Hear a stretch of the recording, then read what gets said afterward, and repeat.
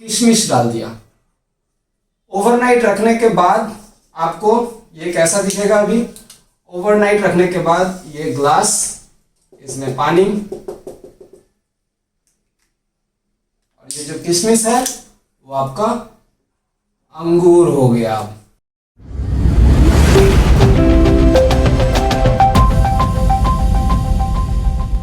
Hello बच्चा party, नमस्कार and welcome back to my YouTube channel Sahil educations. आज हम जो डिस्कस करेंगे वो है डिफ्यूशन एंड ऑस्मोसिस। आप सभी को ये पता होना चाहिए कि ऑस्मोसिस एंड डिफ्यूशन क्या चीज़ है if you are going to prepare for your NEET exam basically. So let's start from diffusion. Diffusion जो है हम कहेंगे कि diffusion is just the movement of any particle. कोई पार्टिकल है किसी सोल्यूशन में, particle in the sense the solute particles, basically चीनी और पानी के सोल्यूशन में अगर आप देखें तो चीनी के पार्टिकल्स जो हैं वो बेस से अगर मूव करते करते ऊपर की तरफ आते हैं तो फिर इस प्रोसेस को हम लोग कहते हैं डिफ्यूशन। सिर्फ चीनी पानी के घोल में ही नहीं, अगर आप एक रूम में कहीं पे मोमबत्ती धूपकाठी जलाते हैं या वो धूप बत्ती जो होता है धूप बत्ती जलाते हैं और धूप बत्ती का सुगंध अगर आपको दूर तक आके मिलता है तो इसका मतलब ये है कि पार्टिकल जो है वो धूप बत्ती से निकल के रूम के चारों तरफ फैल गया है। तो वो पार्टिकल्स के मूवमेंट, उन पार्टिकल्स के मूवमेंट को हम लोग बेसिकली कहते हैं डिफ्यूशन। अगर आप मान लीजिए ऐसे एक चेम्बर है, कॉपर सल्फेट दिया है और इसमें पानी भरा है, तो आप देखेंगे कि ये जो कॉपर सल्फेट है ये चारों तरफ मूव करना स्टार्ट करता है और धीरे धीरे धीरे धीरे पूरा का पूरा पानी जो है वो ब्लू हो जाता है। If this is a ball of copper sulphate तो फिर ये पूरा पानी आपका ब्लू हो जाएगा विद इन फ्यू मिनट्स। तो अल्टीमेटली आप यहाँ पे कॉपर सल्फेट के मूवमेंट को भी ऑब्जर्व कर पाएंगे। So this process is basically diffusion. अब आते हैं ऑस्मोसिस में। ऑस्मोसिस क्या है? तो फिर osmosis is just the movement of water और the movement of solvent particles. मान लीजिए कि आप एक सॉल्यूशन बनाते हैं जिस सॉल्यूशन में, मान लीजिए आप एक सॉल्यूशन बनाते हैं,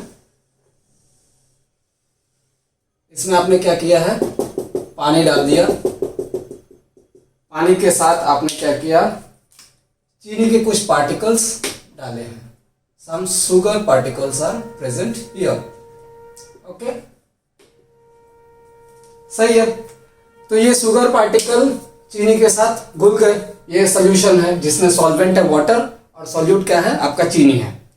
अभी मान लीजिए आपने इसको दो भागों में बांट दिया with the help of a semi permeable membrane. ये जो मेम्ब्रेन है ये है आपका सेमी परमिएबल मेम्ब्रेन। अभी ये मेम्ब्रेन इस चेंबर को दो भागों में बांटता है तो हम लोग नाम करते हैं चेंबर ए और चेंबर बी।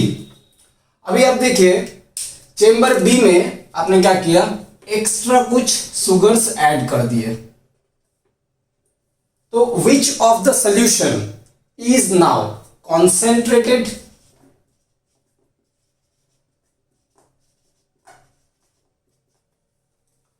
आप देख सकते हैं कि इन दोनों चेंबर्स के जो सॉल्यूशंस हैं, इन सॉल्यूशंस में आपका चेंबर बी वाला सॉल्यूशन ये कॉन्सेंट्रेटेड है। क्यों?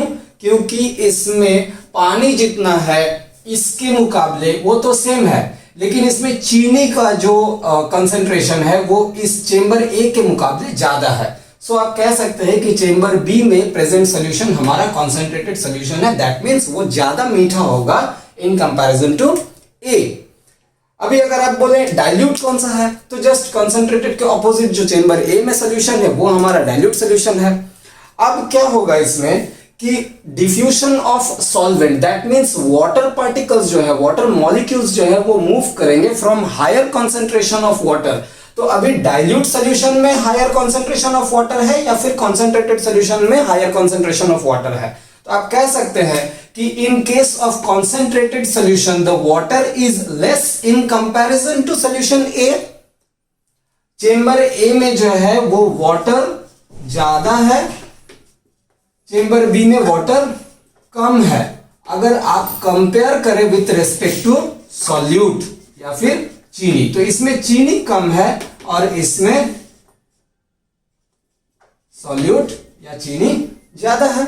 तो अभी हम क्या कह रहे हैं कि diffusion of solvent from its higher concentration, that means from chamber A, इसमें से जो वाटर पार्टिकल्स हैं वो मूव करेंगे towards its lower concentration region through a semi permeable membrane. This process is known as osmosis. ये osmosis process आपको कहां कहां देखने को मिलते हैं? बेसिकली ये ऑस्मोसिस प्रोसेस आपको देखने को मिलेंगे कि आप एक किशमिश लीजिए, उस किशमिश को रात भर पानी में भिगो के रखिए, तो देखिए वो किशमिश के अंदर पानी चला जाता है। किशमिश का जो प्रेजेंट सॉल्यूट पार्टिकल्स है या फिर किशमिश के अंदर जो सॉल्वेंट पार्टिकल है, जो पानी है, वो लेकिन आपके ग्लास के पानी के साथ मिक्स नहीं होता है। रैदर किशमिश के अंदर प्रेजेंट जो सॉल्यूट पार्टिकल्स है वो कुछ पानी के साथ मिक्स हो जाते हैं, जिसको आप लोग डिफ्यूजन ऑफ सॉल्यूट कह सकते हैं। और डिफ्यूजन ऑफ सॉल्वेंट अगर देखें तो वो अंदर की तरफ होता है, यानी कि किशमिश के अंदर होता है। जस्ट लाइक कि आपने ये ग्लास लिया, इस ग्लास में पानी भरा हुआ है और इसमें आपने एक किशमिश डाल दिया।